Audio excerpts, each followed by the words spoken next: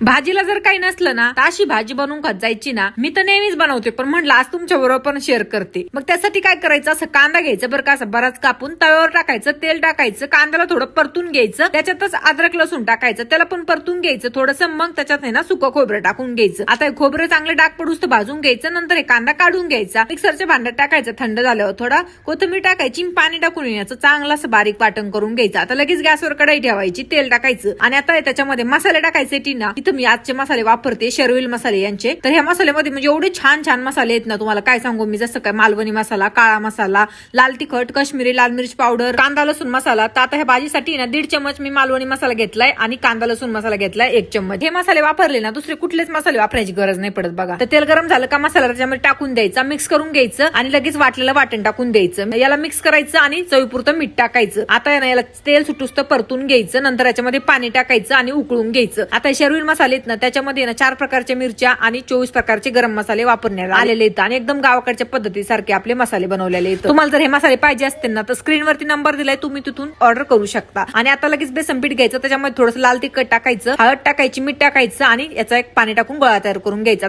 आता या भाजीला उकळी आली का लगेच आपल्या झाऱ्या असतो ना तळायचा, त्याच्यावर हे गोळा ठेवून द्यायचा पिठाचा आणि दाबायचं, म्हणजे खाली अशी शेव पडते बघा. आता मस्त मिडियम गॅसवर यायला ना 7-8 मिनिटं ह्या शेवला शिजून द्यायचं. नंतर बघितलं ना तुम्ही अशी भाजी भारी आपली रेडी झालेली असते ना. एवढा भारी कलर आला ह्या मसाल्याने काय सांगावं तुम्हाला, आणि चवीला पण एकदम भन्नाट लागलेली. खरंच म्हणजे भाजीला काही नसलं ना तुम्ही हे एकदम भारी पर्याय बनवून बघा आणि मला कमेंट करून नक्की सांगा.